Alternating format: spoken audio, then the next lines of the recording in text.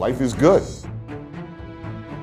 A vida inteira fomos ensinados que precisávamos ser excepcionais, que a mediocridade era algo que precisávamos escapar, que se não fizéssemos algo notável com nossas vidas, teríamos fracassado. Mas ninguém nunca parou para definir o que mediano realmente significava. Um emprego estável, um parceiro, uma casa, 2 filhos, porque se isso é ser mediano, por que fomos ensinados a temer isso? A verdade é que nenhuma dessas coisas foi o problema. Tudo que te disseram sobre ser mediano foi uma mentira. Ser mediano nunca foi sobre a vida que você vive. Sempre foi sobre algo muito mais profundo que isso. So, what have you learned from all your travels? What do you take away from this? Be open to experience.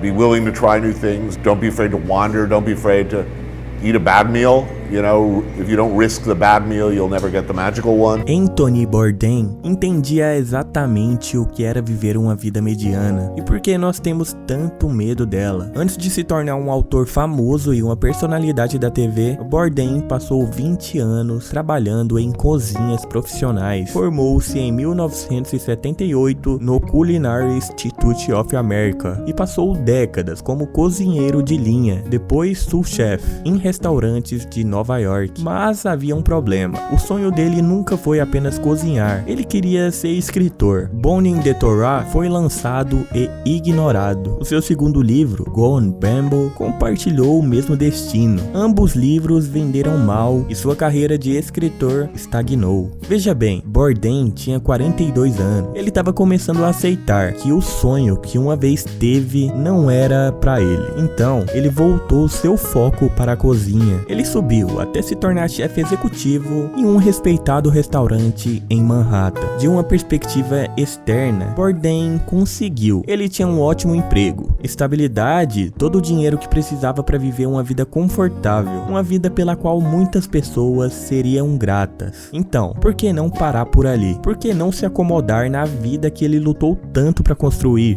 E é exatamente isso que a maioria das pessoas fazem. Conforme o tempo passa, elas se acomodam em seus caminhos. Elas se convencem de que a vida que construíram é o suficiente. Encontram um emprego que paga as contas, não é o perfeito, mas tá tudo bem. Um parceiro que amam profundamente, alguém para voltar para casa. Elas se mudam para um lugar que parece grande o suficiente. Compram móveis que vão manter por anos e caem em rotinas que tornam a vida mais fácil. Nada está errado, e esse é o perigo. Você pode viver uma vida simples, estável e tranquila, e ainda assim ser profundamente realizado. Milhões de pessoas sonham exatamente com isso, mas essa geração foi convencida que a estabilidade não basta. As redes sociais nos treinam para acreditar que, se não estivermos ricos, famosos ou adiantados até certa idade, estamos ficando para trás. Uma vida extraordinária não é definida por um negócio de 100 milhões, por fama ou então por status, porque ser mediano nunca foi sobre estrutura, nunca foi sobre um trabalho das 9 às 5,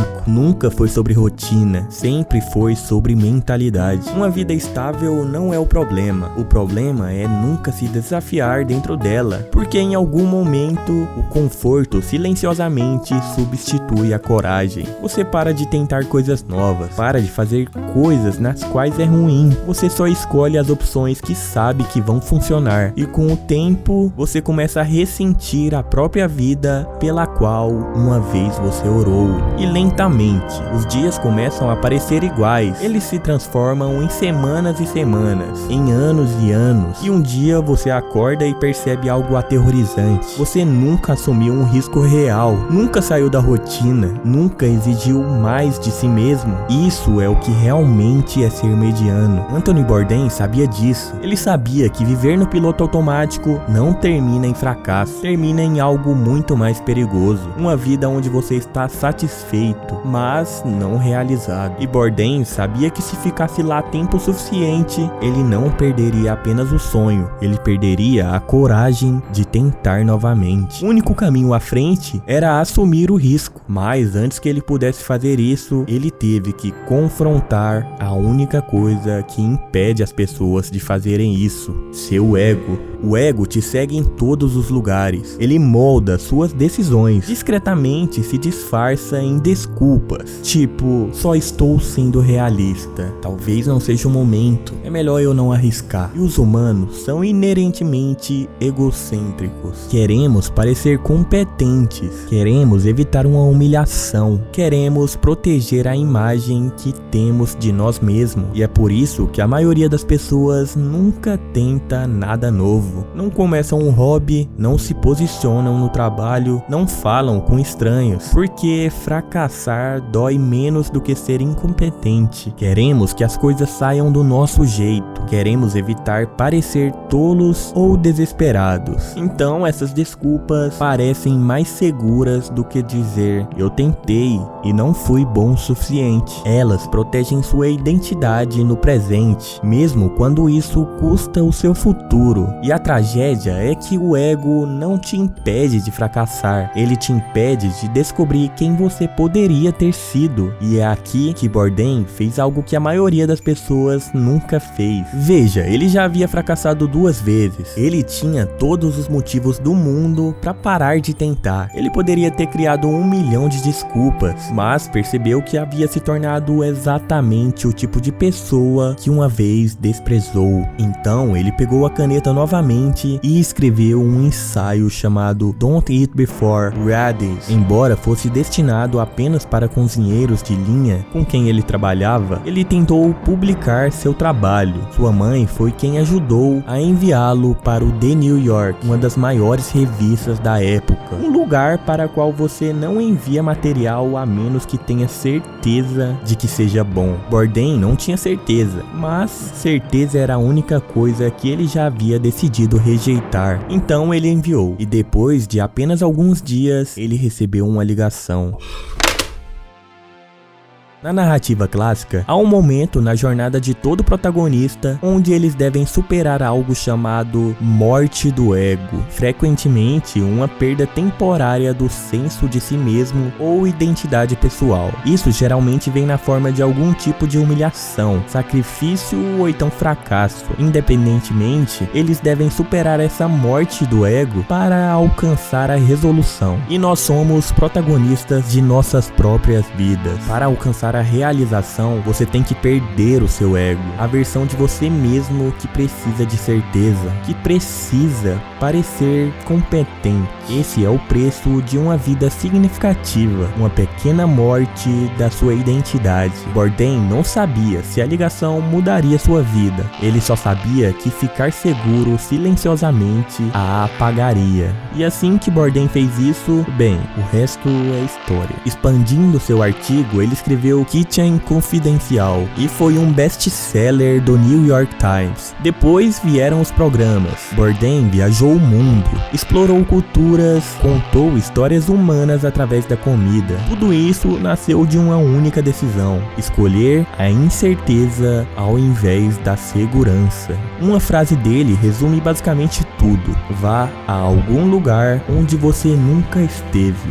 Não precisa ser uma viagem, pode ser uma rota diferente para o trabalho, uma nova cafeteria, qualquer coisa que te tire do automático, porque o ego cria uma zona de conforto, e a zona de conforto é onde os sonhos vão para morrer. O ego sempre oferece a mesma troca: fique confortável agora, lidamos com isso depois. Mas as consequências não aparecem hoje, elas aparecem anos depois, na forma de uma frase que é impossível de ignorar: e se eu tivesse tentado? Arrependimento. Se Bourdain não tivesse enviado aquele ensaio, se tivesse desistido depois dos fracassos, ele teria vivido o destino que milhões aceitam: uma vida mediana, uma vida cheia de e se. Escapar da mediocridade não significa explodir sua vida, não é largar tudo, não é fugir do mundo. Bourdain não fez isso. Ele manteve o emprego, assumiu os riscos pequenos, mas reais. paz, escreveu novamente, se expôs, aceitou a possibilidade de estar errado. Essas são as pequenas mortes do ego, e é assim que uma vida extraordinária é construída. Bourdain disse uma vez: estou ansioso para acreditar que estou completamente errado sobre tudo. Porque se você aceitar que está errado, você também aceita tentar, aceita falhar, aceita crescer. Então tente algo novo, aprenda uma habilidade, fale com algum estranho, compartilhe seu trabalho antes de estar perfeito. Vá, mas não faça planos, porque este momento é tudo que temos. Nunca foi sobre o trabalho, a rotina ou o conforto. Eles não são os inimigos. O inimigo sempre foi permitir que eles te controlem. Esse aqui é um canal novo, então ficaria muito grato com a sua inscrição. Muito obrigado por ver até aqui e Deus abençoa.